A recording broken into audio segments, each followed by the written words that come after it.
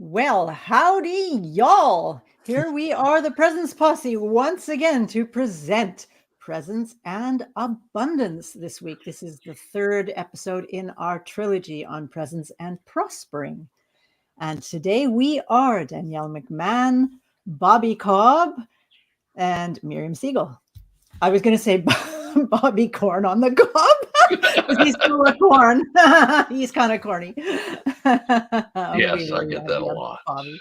Today we're going to talk about, as mentioned, presence and abundance. And I thought, as I do sometimes, abundance, is it enough or is it more than enough? Or what is that about abundance? Anybody want to put their 2 cents in? Ha ha ha. Into that. I'll put my 2 cents in. Alrighty then. It's always more. It's always more. I think one of the best examples that I heard was the most abundant being on the planet is grass. All it exists for is to make more grass. There's always more grass. You can mow it and it grows and it just doesn't care. It gets frosted and it grows. And it's the most abundant. That's all it exists for, is to be abundant in itself. Wow. Well, cool. and that's true of nature. Is that as true with people? And I do know people like with money. I know people who truly just feel I have enough. I have all the money I need for everything that I really want to do. And many times they're set up in a way that money just keeps coming and they don't have to do anything about it, but they've organized their life in that way. And I know a lot of people who have a lot. Those people, I would be interested to see, maybe do a quick inventory.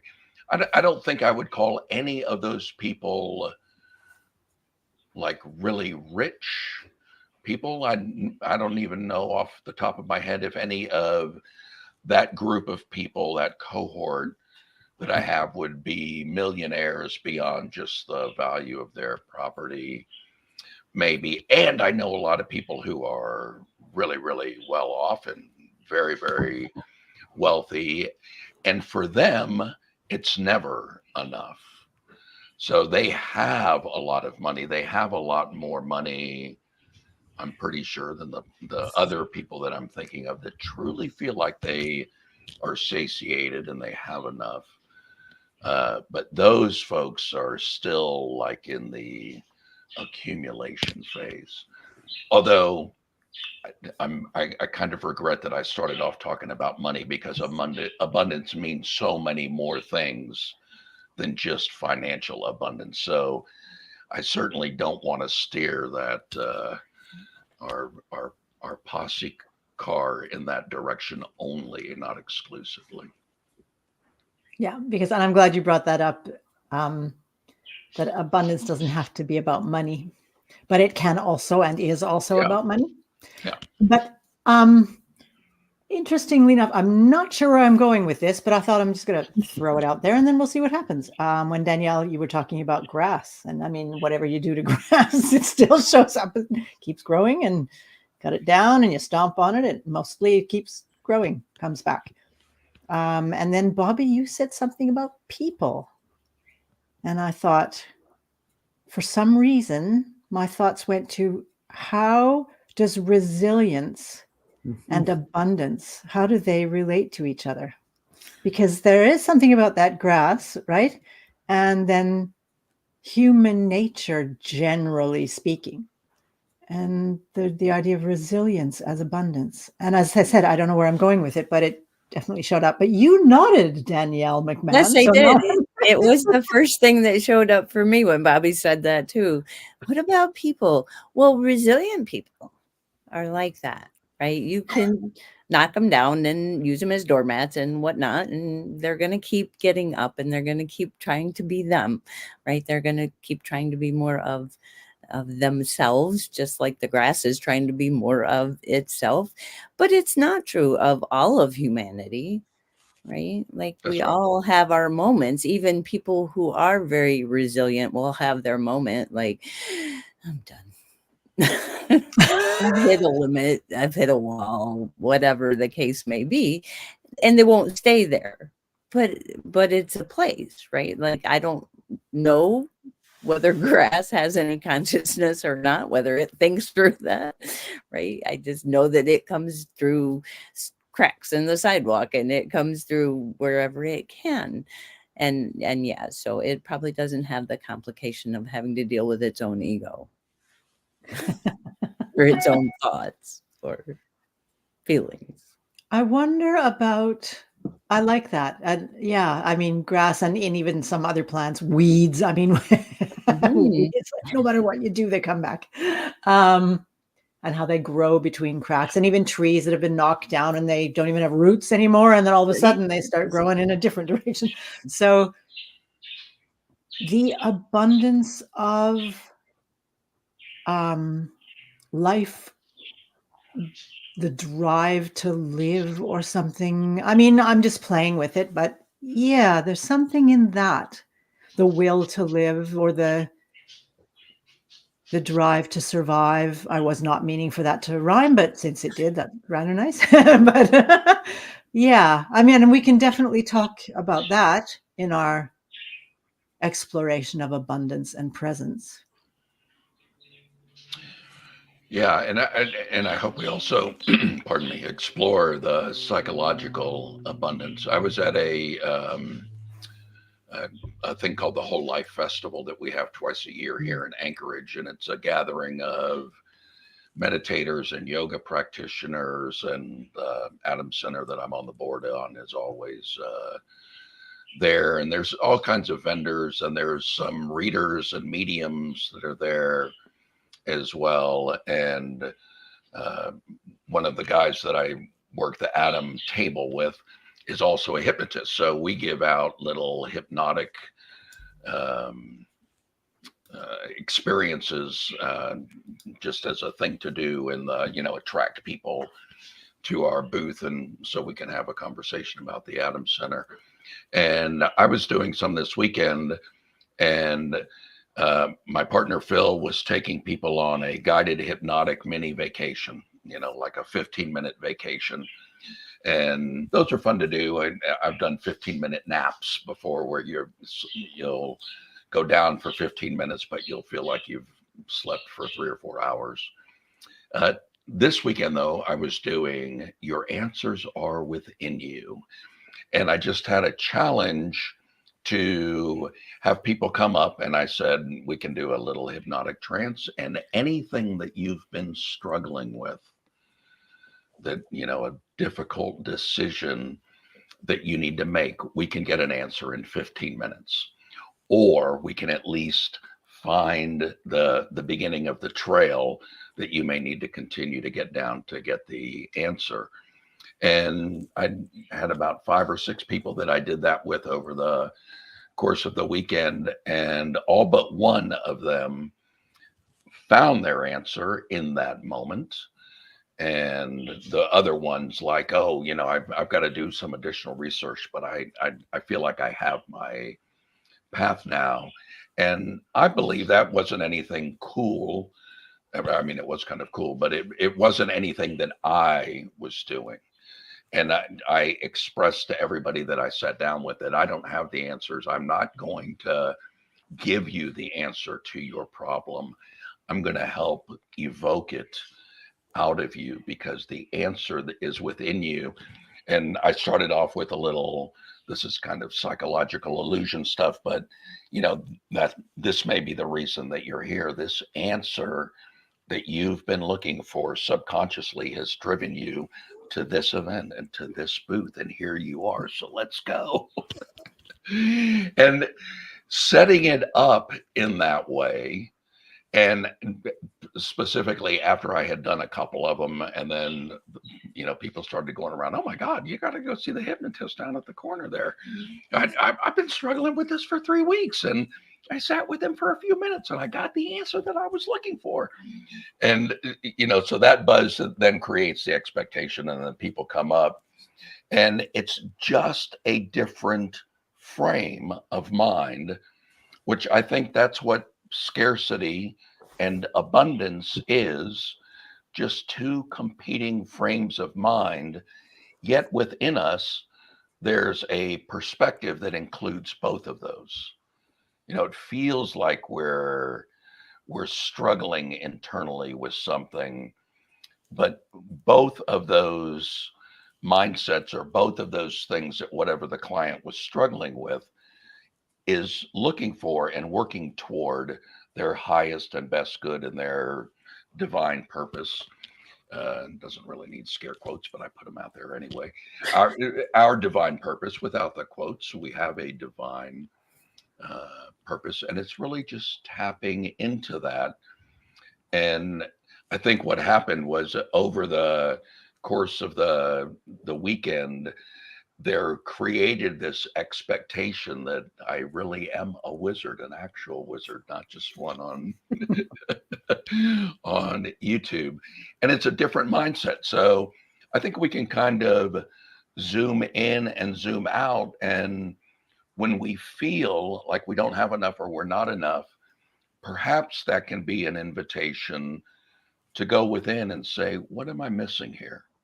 And, maybe try to quiet the mind and get into that space where aha moments and flashes of insight happen. And I think that space is within all of us. Just a matter of tapping into it.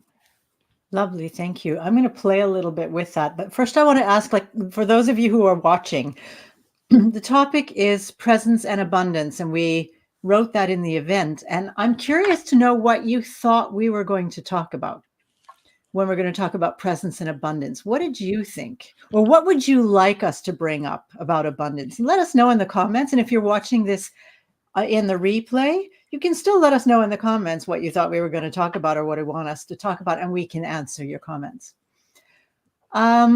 Scarcity, you mentioned scarcity, and we did talk about that last week. But again, playing a little bit with this idea of abundance, there's an abundance in the scarcity mentality, isn't there? I don't know, but I'm excited to pull that thread. I like to explore this kind of thing with clients because normally, generally speaking, we wouldn't hold on to some kind of painful experience or painful opinion of ourselves, self-deprecatory opinion, unless there was something of benefit. There's some sort of benefit in it. So what is the positive experience of scarcity, or of not having enough, not being enough? If you're in that mentality, then you have abundance of lack, even abundance of self-judgment, or whatever you have an abundance of, you still have an abundance. And then looking at it that way, it's kind of an opportunity to consider whether that's the abundance I want to cultivate and keep and focus on, or if there's something else I would like to plant as if I were a garden and cultivate so that it will grow. Again, just playing with the idea of abundance, and not, and again, to not go into the obvious money thing. It doesn't mean we're not going to talk about money, but just not go into that. Yeah, a little bit. And you mentioned, Bobby, the psychological side of it. A lot of people don't understand that when they keep something that is painful, whether it's a thought or a feeling or a habit or whatever, there is a benefit. There is a feeling of abundance somehow. And sometimes it's even, if I can't be the best at something, at least I can be the worst. And there's a feeling of gain somehow, and having something. At least I have that. And I can have a lot of that, more than enough of that. And I gain something more from it. Maybe I get attention, or it keeps me safe somehow. So I have abundance of safety, or at least the feeling of being safe. So I just thought I would throw that into mixture. Well, we can keep pulling on that thread, and I want to build on it, but I don't want to do that yet because I don't want to sidetrack the that thread that you've established. So, when you're working with people and you're pointing out to them that there is an abundance in your scarcity, and we just need to go find it, are you looking to like have them move that feeling of abundance from here to here, or kind of what is how do you use that, or how would a listener use that? Thank you for asking. The way, like, I'm not trying to change anybody. That's not really my thing. And I can't do it anyway. It has to come from them. So it's more about shining a light on, or opening the space for possibilities. So when we shine a light on something or open for possibility, it's like, oh, okay, I see something I didn't see before. How does that sit with me? So if I see value in, okay, not meant as a deprecatory statement, but if I see value as being a loser, is that something? Oh, those balloons! That's a perfect timing for the balloon. We'll just celebrate that. I didn't think that was on StreamYard too, but it is. I thought it was only on Zoom. All right, I learned something. I had suddenly an abundance of balloons. That's really cool. I'm liking this new side of it. Do I want to cultivate that? Is that where I want to focus my energy? Is that what I want to fertilize in my garden, to keep that metaphor? How does that sit with me? And it's an opportunity to maybe focus on something else, invite something else, see if there's something else there hidden behind this scarcity value, or it's a weird thing, because the dynamic is it's an abundance scarcity thing. And what else can show up? And what happens then if I give that my energy and my focus? What happens then? So it's an invitation. Again, I don't change people, but they may want to do something other than what they've been doing, focus on something other than what they've been focusing on, when they realize that that's what they're doing, when they realize that the benefit is actually not a benefit, or that they may not even have known there was a benefit, and now they do, and they realize that that's not the benefit they're looking for. I hope that was a clear answer to your question. It seems like it's an invitation to drop the judgment of scarcity and abundance as good and bad, as right and wrong. And, it's all inclusive, and you are going through that process of cultivating curiosity as opposed to a judgment on it. Like, what do we mean by abundance? It can be an abundance of something good, but it could also be an abundance of something we wouldn't judge as good, but maybe it is, right? So it seems to me that that's what the exercise would do for me, right? Is to help me create a curiosity about how I'm judging things, and how, you just kind of flip the script on it so that your judgment doesn't work as well, right? It doesn't fit that paradigm you present. Sort of, if you have an abundance of something that you don't consider good, then is it still abundance? Well, yes, it is. There's an abundance of it, but we wouldn't think of it that way. If you have an abundance of scarcity, that's scarcity. Right? Yeah, right. Yeah. How many people's brains are going, what are they talking about? Well, wait a and minute, wait a minute, wait a minute. It's kind of like the sides of my brain just changed places. Kind of the point. Like, Yeah. That's kind of what and thinking about it now, I wasn't actually intentionally thinking about it at the time, but this morning, my time this morning, I wrote something on Facebook about excruciatingly painful experiences and how they may actually be invitations into something absolutely fantastic, but we tend not to think of them that way. It is, I think it's Elizabeth Lesser who wrote the book Broken Open. And it's that idea of broken. We've talked about being broken or not broken, and I mean, you can discuss whether that is a thing or not. But broken open, when something is such a strong, there's an abundance of pain, and how that can actually be an incredible gift and an opening to build something else up that's different and that's more in line with, as Fred would call it, our true self, or however you want to call it, the divine in us or our essence, whatever. yeah, I like that because if you're working with somebody, or even if you're just working with yourself, which is essentially what self-inquiry is, Mhm. exploring the ways that we are wired and understanding that a little bit better, those things like, the abundance of scarcity is just a pattern interrupt that kind of loosens the fetters that are holding us down into whatever specific belief system that we're stuck on.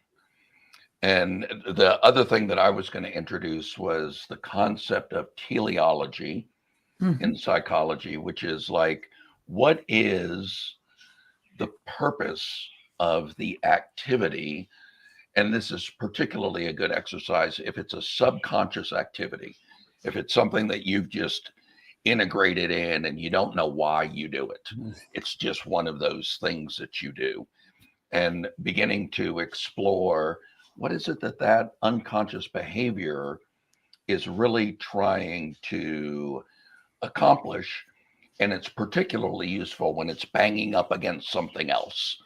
We want to achieve more in our personal relationships, but we have certain limiting beliefs that are keeping us from doing that. And now we've got a conflict. So we can take each aspects of those conflict that, I want a deeper, more intimate relationship with my partner. But, part of me is like, I've really got to guard my heart because I've been hurt so much in the past. Well, there's a relatively easy to see conflict at some point between those two things. And if we examine what is it that part of us that wants a deeper relationship and that part of us that is wanting to protect our heart, where's the intersection where both of those needs, those apparent conflicting needs, are serving the same new higher purpose? A higher purpose meaning that it encompasses the goals of both of those activities. So we're not in that moment looking at what we're doing as much as we're looking at why we're doing it and what is the outcome that we're seeking to achieve through that behavior. Mhm. And, is there really a conflict there? And in those little mini sessions that I was doing, it was set up in a way that people were going to bring me one of those A-B conflicts, and I was just going to help them go through a relatively simple and easy process to find the higher good from each of those apparent halves that make a Mhm. greater whole. And so a nice thing to have, particularly when you're doing any kind of work on yourself, is an abundance of options, which can come from an abundance of perspectives and little kind of seemingly confusing things like an abundance of scarcity can create a little space in the brain while the critical mind is going, wait, that doesn't make any sense. And then oftentimes that creates a space for the insight to come in there and for people to have one of those cool aha moments on the way. Yep.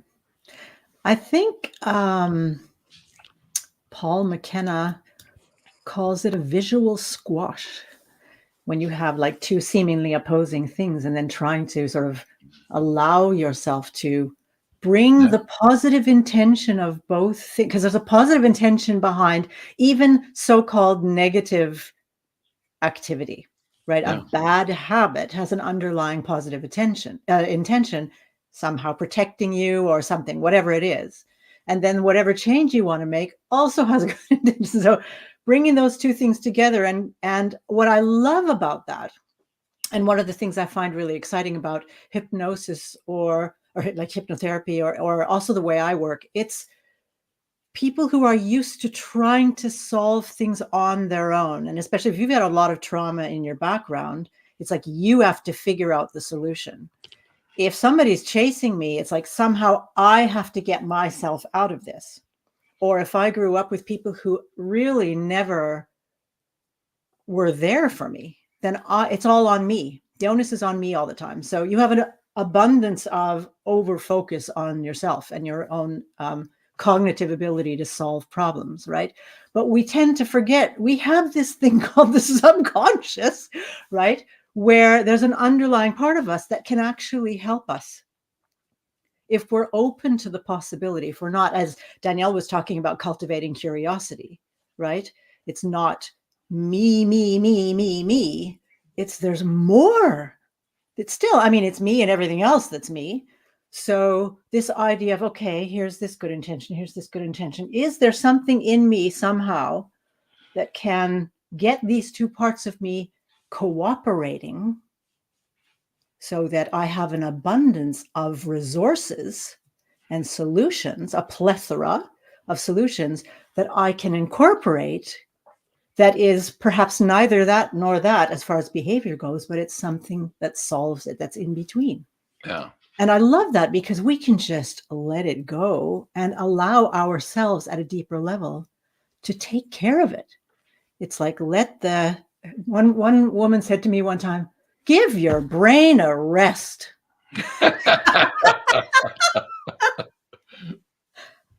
I had an abundance of thought and the need to solve my problems. Yeah. Yeah. Yeah, that's exactly what that technique that I was doing. That's the NLP version of that, is the visual squash, and Paul's one of the better demonstrators of that.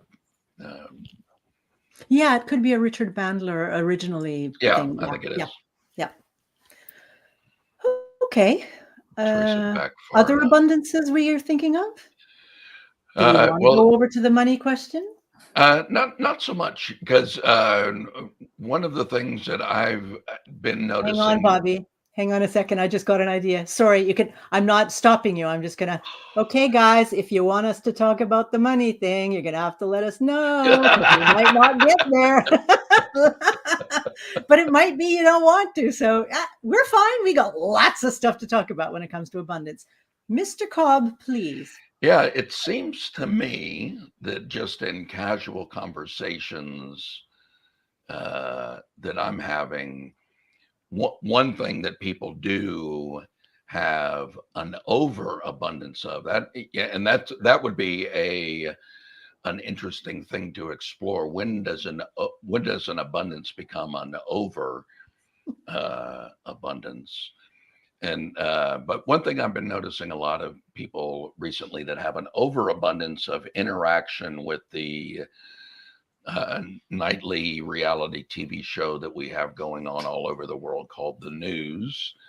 And, there's just seems constantly more and more stuff that are commanding our empathy and or requesting, I guess I should say, our compassion and our empathy and our involvement and our action, which is leading many people to a scarcity of energy and patience and the ability to deal with that. I don't know if that's just in the circle of friends or if that is something that you guys have noticed in the interactions that you're having as well.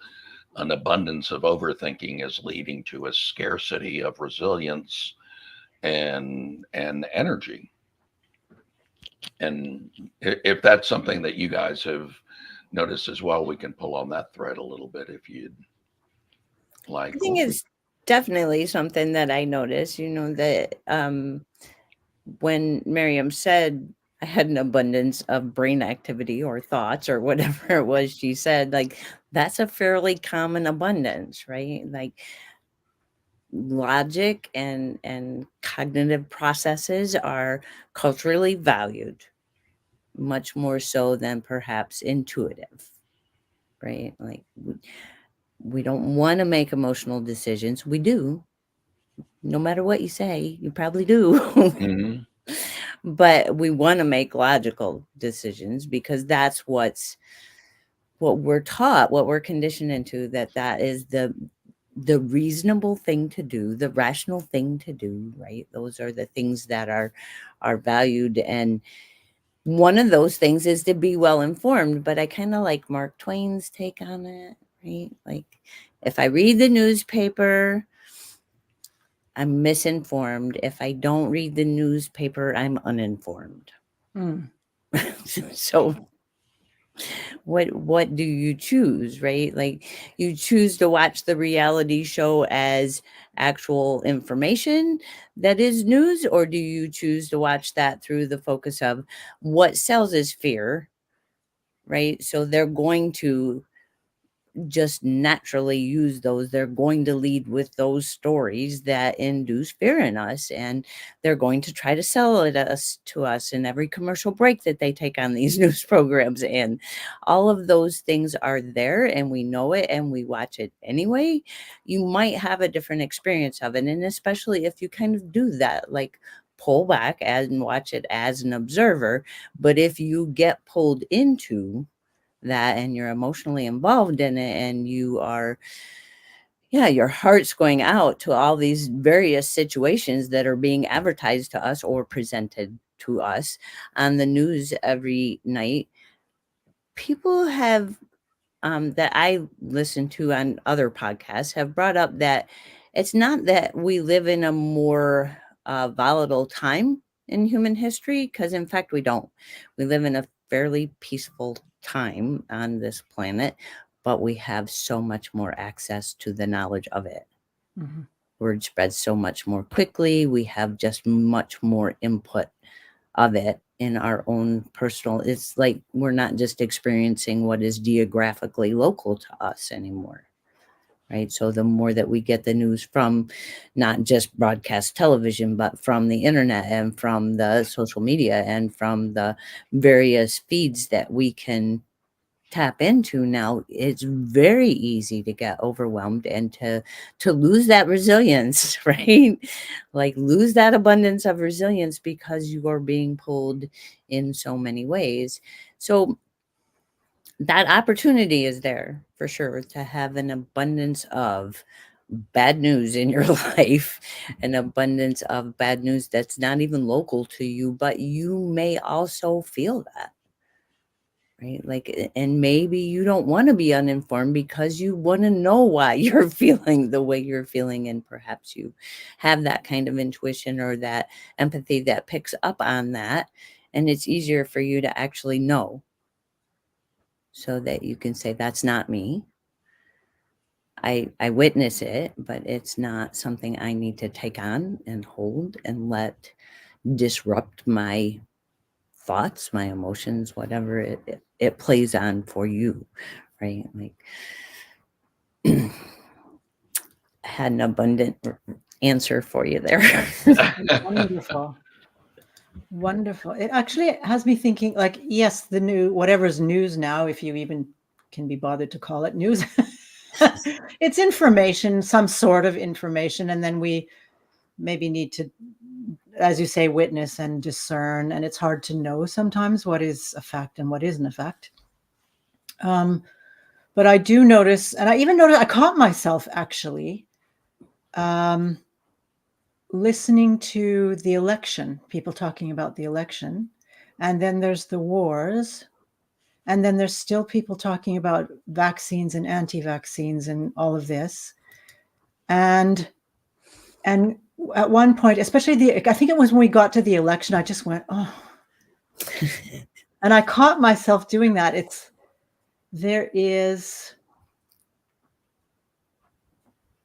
when it comes to presence, I notice that one of the things I can still experience as not quite landing yet, or depending on the situation, I'm wording myself very poorly right now. Hang on a second. I notice when I'm being less present by my tendency to connect the present information with a past information experience. So me noticing them talking about the election and who was going to be running and this person accusing that person, whatever, and my mind going to the last election and all of that, and just going, oh, and realizing that I was connecting two very different things. They're both elections and they're both about the same people, generally speaking, but it's not the same situation. And how I brought in an abundance of information that actually wasn't there. And then it felt really heavy. So somebody mentioned intolerance, and thank you very much for that. I was momentarily intolerant when it came to the election because I was projecting from before. And even, I mean, several elections have been rather heavy on information and conflict and stuff like that. And that's where my mind went. And then I caught myself going, you don't have to go into all of that. So overabundance, perhaps? Yeah, too much of a good thing is still too much, isn't it?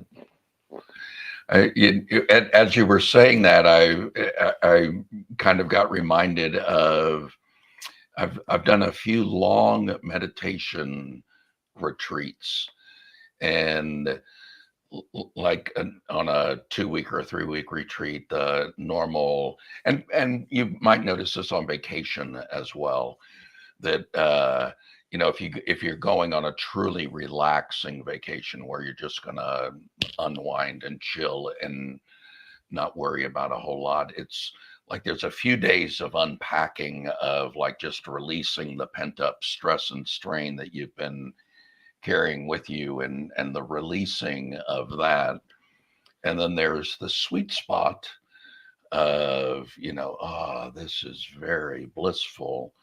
But particularly on meditation retreats, a common thing that the meditator experiences is after a certain bit of time has passed where you're in silence and you're feeling very grounded, your enemy becomes boredom, because we are conditioned to want to have something happen. It's like somebody do something, break a glass, just something needs to be going on. And so it's interesting to think of like scarcity and abundance on a sweet spot, and recognize that a scarcity mentality does serve a very valuable purpose. It gets you very focused on the problem. And, if it's something that's important to you, it can become all consuming. And for a moment there, that is serving an absolutely wonderful goal until it becomes too much. And, that's kind of hopefully the moment that we start to pull away and take a little bit of break, and create the space for the insight to come in. And the same thing's true of money. The folks that I know that have lots and lots of money, their life is filled with money problems. And it is not unusual that people have told me, the happiest I've ever been in my life was when I was just starting out and we were living on a shoestring and we were broke, but we were focused and we were building and it was fun and it was scary.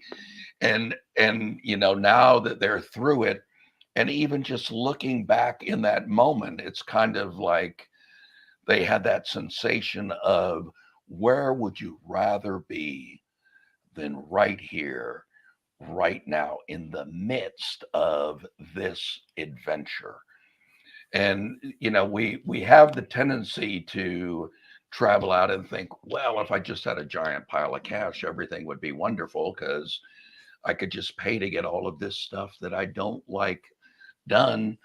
But then you end up creating that boredom thing. And I mean, that's why we see rich people doing some of the craziest, stupidest things, might just be out of a scarcity of um, struggle in their life.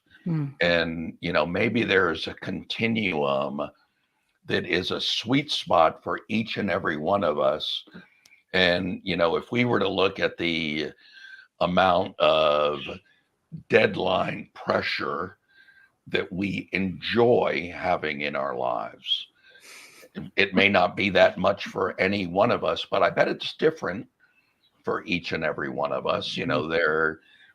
Some of us may have a certain need to have that, and a belief that deadlines are the only thing that allow me to ever get anything done. I'm constantly jumping from one deadline to another, but if the deadlines were all gone, I wouldn't know what to do. And that's a mindset that some people have. So that idea of self-exploration maybe is just finding out, where is the sweet spot of this resource, whatever it is, whether it's money or time or the ability to relax or a certain amount of confusion or a certain amount of stress. Pardon me. There's a sweet spot in all of that for us, and perhaps the game of life is to solve, where is that sweet spot for us in each and every one of those things. And that's really kind of what the squash technique does. It takes these two seemingly competing things out of conflict and deadlock with one another and goes to that higher thing that we're looking to find and creates the next chapter.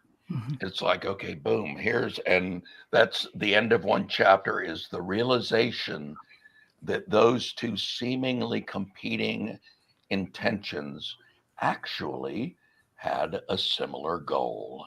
And then you can just feel it, chapter 15. And then Yeah, because that's the beauty of it. It's like conflict, and then it's like cooperation. Once we figure out that we agree on the underlying intention and point, it's like, okay, there's this cooperation.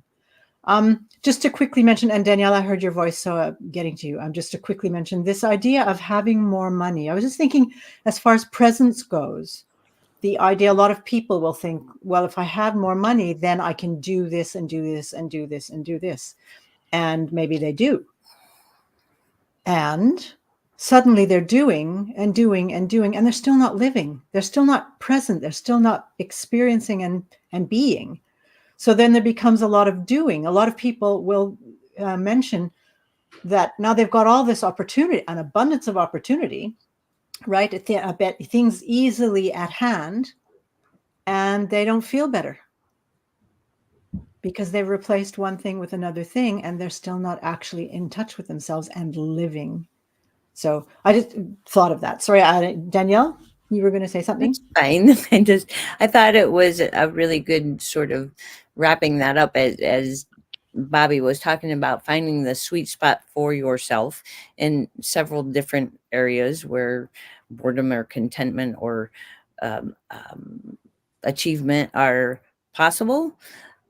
Also changes with where you are in your life, right? So you may find that sweet spot and think, this is my balance, this is my path, here I go. And now it's not like that anymore. I don't need so much physical activity as I used to. I don't need so much mental stimulation as I used to. Like, there are just different phases of our growth where that sweet spot will change and we'll get the opportunity to find it again, right? Like, I think that that's what keeps me personally from becoming bored and helps me stay content, is to stay curious and to stay in the mode of, I would like to grow in some one of these areas, maybe for all of us that are presence practitioners, I would say that's where we want to grow. That's where we want to experience life from this very present state of not having to carry a bunch of stuff and not having to worry about a bunch of stuff, but just being able to experience the moment as it's. I really like the thing, I haven't heard Bobby say it in a while, but he used to say, the divine unfolding, right? Like, that's what we're here to be present for. And not everybody is that. Right? As Miriam said, we don't get to change them. If they want to be harried and frustrated and stressed out, then they can do that. But as a presence practitioner, they're not going to take that from me. Right? Like, I'm not going to give them my peace and my presence. You can live that way if you like. That's your choice. Just do it away from me, or do it in a sense that I don't give myself the opportunity to jump on your train, right? Because I can definitely do that. I have been conditioned, and I am vulnerable to that, and more so at sometimes in my life than others. If I'm grieving, I would have to be much more careful of myself than if I'm generally feeling healthy, well, content, right? Like, so it's not just growth phases, I guess. It's also just phases, just where you are in that present moment. Can I speak a little bit to this not jumping on the bandwagon, to put it that way, allowing people to Yes. choose? Because I was just thinking on the theme of abundance, love can be something that can be incredibly misunderstood.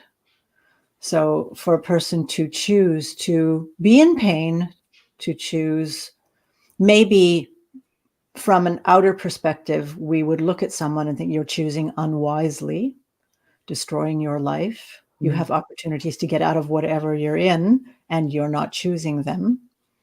And then believing that they are coming from a loving space, perhaps an abundance of love, they go in to fix or to nag or to suggest or manipulate or whatever, all in the name of love. And I have to admit that one thing that took me a while to understand was that one of the most loving things I can do, if I'm going to do anything for another person, is to give them the space, allow them the space to experience their choice.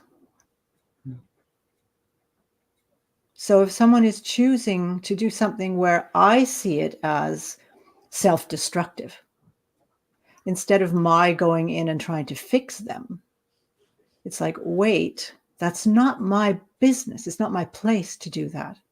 That's not what love's about.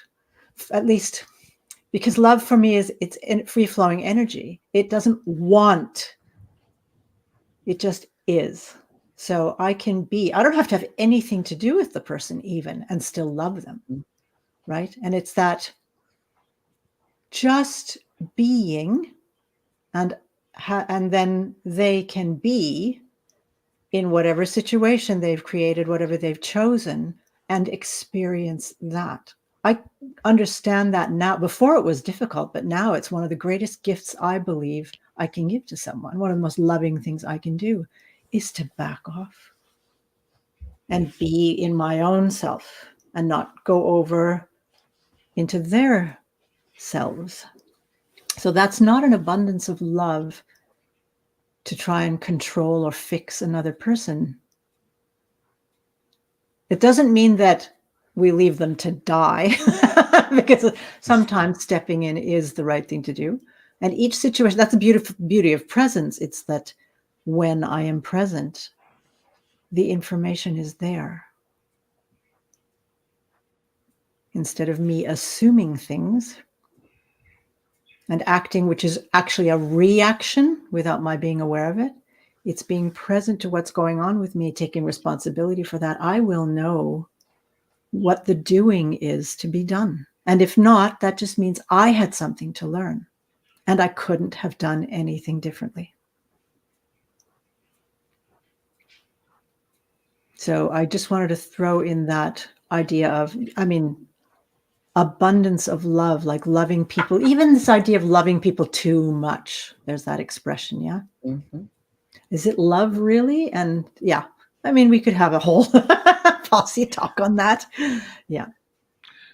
Well, they're like on that spectrum that we kind of were talking about earlier, and loving, you can think of like the spectrum of a neglectful parent who is not caring for their kids at all and barely interacting with them in any way.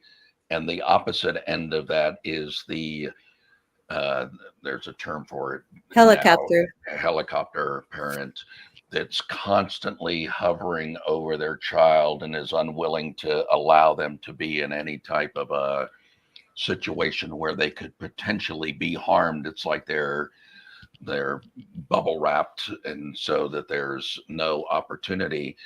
And there's a sweet spot in there.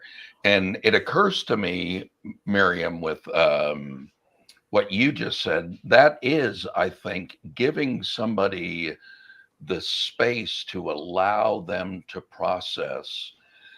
For me, that is something that I had a difficult time learning to do, because people tell me that I have a that I'm embodying or channeling the savior avatar, that I have a need to fix everything. And I think a lot of men, men are from Mars, women are from Venus. That was kind of what that whole book was about, that men are wired to fix stuff. So learning to give somebody the space was hard to do.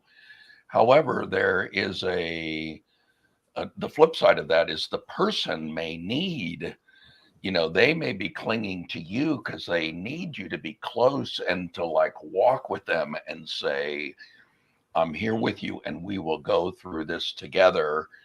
And then there's other times where people say, can't you just do it for me?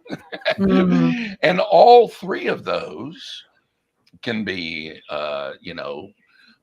love doesn't care, love just flows.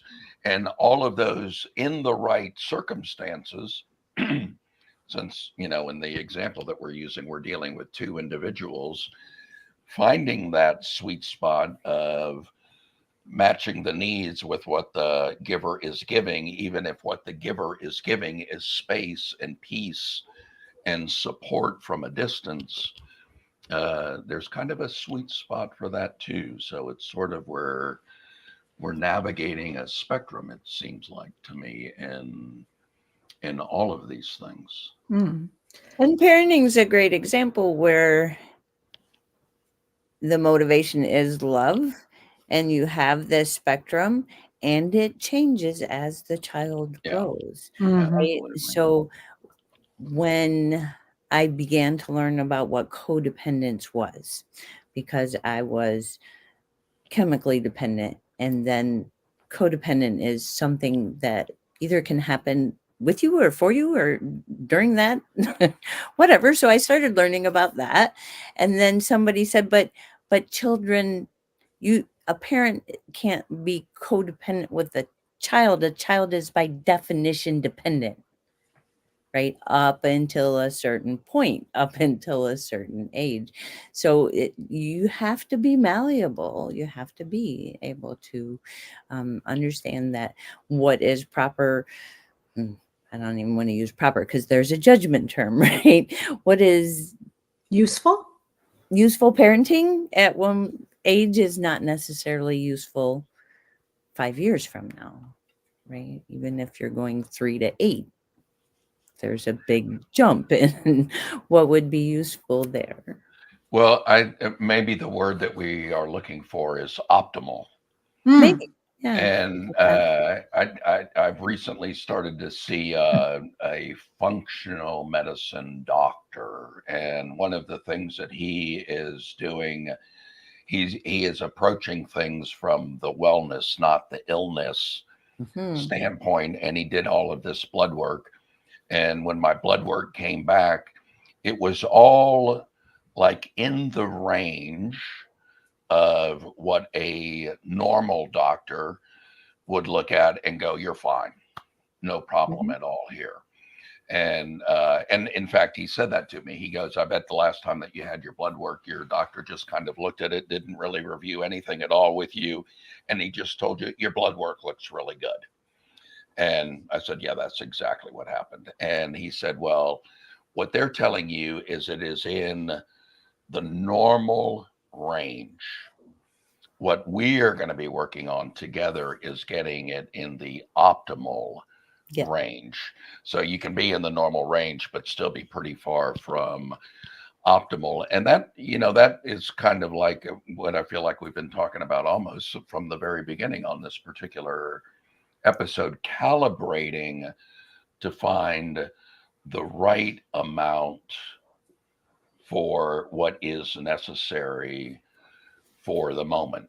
There's a saying that good is good enough. And I think that saying comes from the fact that you can get obsessive about, if you're painting the house, if you're spending 3 days and getting the door just perfect and fine tuning it and doing that, but you're not addressing the whole rest of the house, you're going beyond the point where, good was good enough probably about 2.5 days ago. And so it's like dialing in that optimal space. How much love or how much space do we want to give a loved one who is suffering? That depends on them, and that depends on our ability to give. So it's almost a maybe the fourth episode in this trilogy can be presence and calibration. What is the optimal amount for what you need? I have that with people who like begin to invite mindfulness into their life for the first time. And I've described the exercise that I do with the random timer, that just when that random timer goes off, you check and see how you're doing. And if you're a little overwhelmed, then don't wait as long next time around. And people will often say, "So what am I going to be doing? Just focusing on my breath for the entire day?" And I'm talking about them doing an activity that takes 30 seconds, perhaps every 30 minutes or 45 minutes or 90, and just to establish the habit. But that's where their brain goes, like, "I'll never get anything done if I'm only focusing on my breath." Well, that's right. And you're not going to be only focusing on your breath. You're just Yeah. going to be paying a little bit more. It's an invitation, as we have said a couple of times Yeah. already on this particular podcast. That's funny. It makes perfect sense to me too, because I had people saying that you just expect me to just sit there and be quiet. I'm like, Yeah. no, that's not what mindfulness is. I mean, it can certainly be a part of it, like meditation, Mhm. just sitting in, but that's not mindfulness. Mindfulness is mindfulness in all parts of life, ideally speaking. I just want to throw in, as we begin to round off our hour or come to the end of our hour, I hear a lot um, of people talking about an abundance mentality and how to welcome abundance and how to increase abundance. And it's generally speaking about money, but it doesn't necessarily have to be. It can be a lot of things. I mean, abundance of love so that they open their heart to a new relationship that was better than the last one, whatever. And one of the things, as we've been speaking, we haven't really spoken a lot about how do you create an abundance mentality and all of that sort of stuff. My question would be, if you're going to if you're going to invite an abundance mentality, whatever way you choose to do that, get in alignment with your purpose or meditate to spirit or whatever you choose, it's knowing, getting clear on, and this is again where presence I find one sentence at a time, Miriam, finish one sentence at a time. If I'm going to invite an abundance mentality, it may be helpful and will likely be helpful for me to be clear on what abundance I am inviting. Mm-hmm. And where presence is useful, if you're not present but need to get present, is again the curiosity, the presence, the ability to notice what's going on, what's showing up, what you want to give your attention to more, and what you don't. What abundance are you inviting into your space? Because you know how that expression is, be careful what you pray for, you just might get it? Yeah, kind of like that. So as we round off our hour, I felt suddenly very wise having said that. Not sure why, but it doesn't really matter. I guess I liked it. Is there anything the two of you would like to say in conclusion, either about abundance or whether you have an abundance of offers you would like to share? I have an offer. I don't have an abundance of offers. I mean, I always have the clarity call that you're welcome to message me and schedule, and we'll see if we're a good fit for your journey to personal peace. But also, I am beginning a new round of Mastering the Brain Game starting this Sunday, and I'll probably put another post in our group so that I don't have to go into it right now. Okay, if you want to know more about Mastering the Brain Game, check out Danielle and go to the Free Peasants Posse group, and where she will put out some more information. Right. Just thought I'd reiterate abundance of information. Bobby, you want to say anything? Yeah, just in closing, one thing that we can all recognize that we have an abundance of is now. And whatever we do, wherever we are, we're always in the now. The now is unending, it is eternal, it is infinite. So that might be, as you're looking to invite more and more into your life, more of the good stuff that you want to have, is to recognize one area where you already have an abundance. And I'm hoping this time next week on our next podcast, I will be announcing that I have just released my new book. I believe I will finish it up. It is a kind of a multimedia hybrid book. There's a lot of written stuff and a lot of exercises and questionnaires and opportunities for journaling, but it is also in the book. There are videos along the way and audio programs and guided meditations. And I think,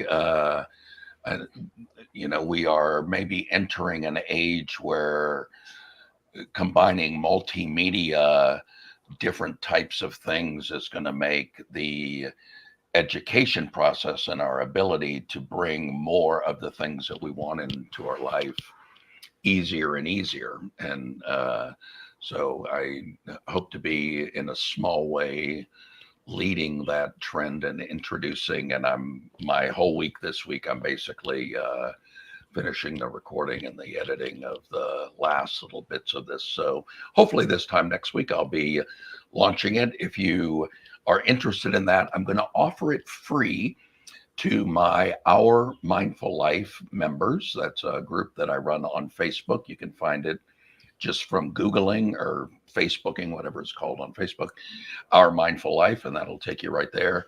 And there's already a few posts in there about it. And once it's released, it'll be released there first and for free. And I'll be looking for feedback from the people that get the free version of it. Beautiful. So, and of course, you can put some information in the free Presence Posse Facebook group. and how about you, Ms. Siegel? What is going on in your life that you would like to share, and how do people get in contact with you? Thank you for asking, kind sir. I am still working in my intensive container for people who would like to work one-to-one with me. There are people out there who they don't really have time to be on the group thing, and maybe don't find the group thing so fulfilling, but they do want to. They have 15 minutes a day or an hour a week or whatever, where they can sit down and concentrate and work on whatever project they're working on, or whatever, towards whatever goal they would like to work towards. So I have this intensive container that I'm offering for a 12-week period, and it is renewable. And since I'm testing out a new model of this is not a new thing for me, but I'm testing a new model, an intensive model. I am offering this package at a substantially reduced price.